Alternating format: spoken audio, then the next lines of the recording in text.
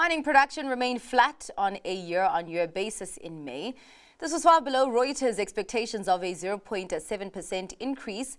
The main positive contributors include coal and chromium ore, while gold and PGMs weighed on overall output. On a monthly basis, production dipped 0.6%. Manufacturing production, in the meantime, declined 0.6% in the same month.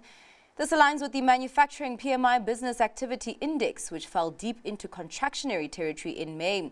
Output was dragged by motor vehicles, basic iron and steel, as well as textile, clothing, leather and footwear.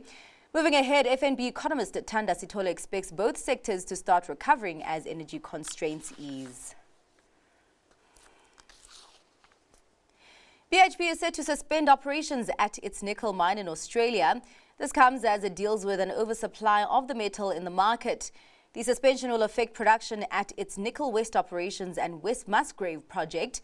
BHP notes that nickel prices for the next few years dropped significantly because new, cheaper sources of the metal are becoming available. During the suspension, the miner will continue to support its employees and the local community. After a transition period, it plans to invest around $300 million per year to prepare for a possible restart of its Western Australia nickel operations in the future. And the suspension decision will be reviewed by February 2027.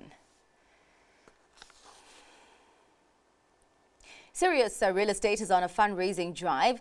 The JSE-listed owner of branded business and industrial parks in Germany and the UK has raised £150 million in a capital raise issue. Shares were placed at an offer price of 94 pence, representing a discount of around 2.1%.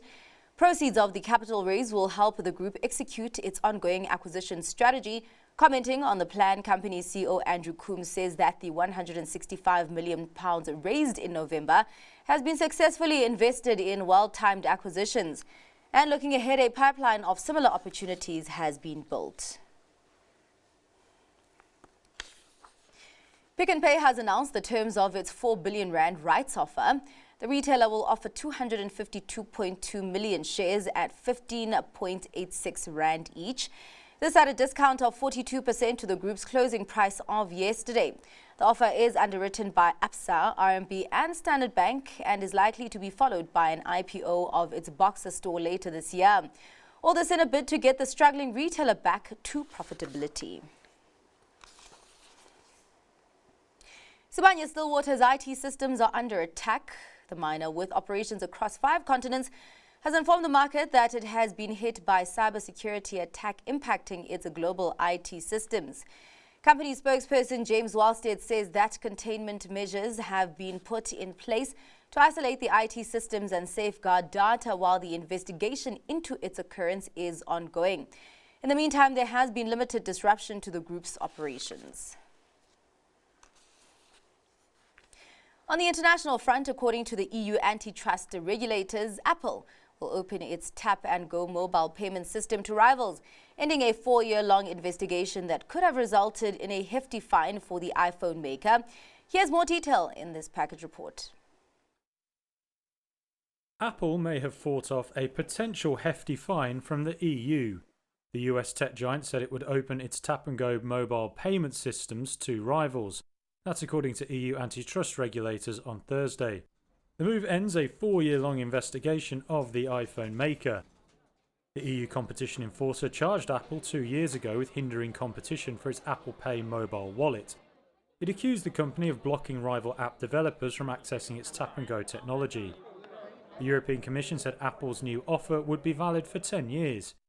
EU antitrust head Margrethe Vestager said competitors will now be able to effectively compete with Apple Pay for mobile payments with the iPhones in shops.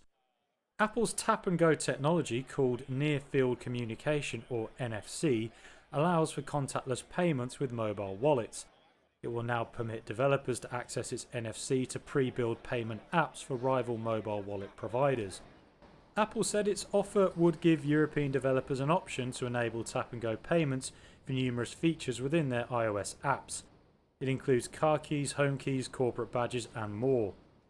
More than 3,000 banks and issuers in Europe offer Apple Pay. And Germany's biggest car maker, Volkswagen, is likely to close a car plant for the first time in Europe as electric vehicle sales continue to disappoint. Let's check in with our reporter Dowling Lachela and the DW team for further insight. Dowling. That's right, Zinati. Amid a price war and tough competition, we're seeing VW failing to accelerate when it comes to sales.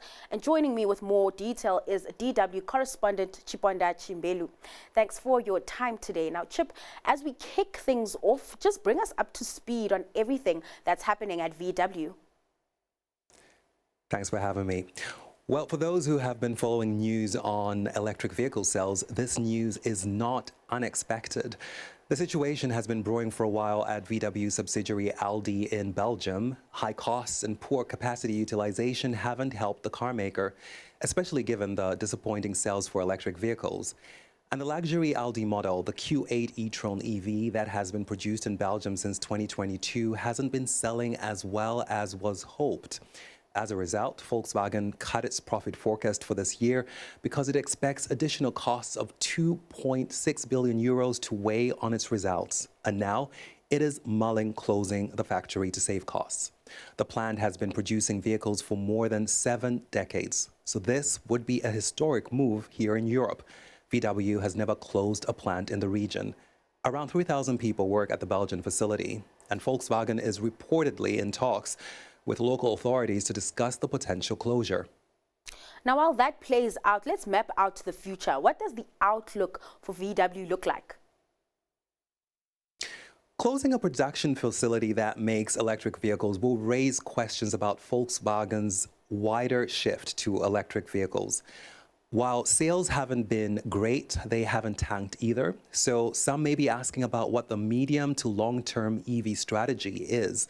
And if VW moves forward with closing a factory here in Europe, it will send shockwaves through the entire region and, of course, the auto industry. Here in Germany, data released this week shows that the auto industry has had a spike in insolvencies in the first 6 months of this year. And while that has mostly affected suppliers making parts for combustion engine vehicles, an EV plant closure will send a message about the entire sector. It will leave many asking whether traditional car makers are able to cope with the transition to electric vehicles. So many eyes will be watching Volkswagen and, of course, what happens to its Belgian plant.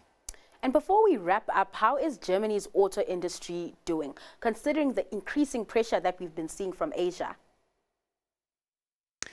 The older German players, VW and Mercedes, have been struggling to sell their electric vehicles. And here in Germany, a hole in the national budget led to the end of a subsidy that's incentivized buyers or drivers to buy EVs, electric vehicles.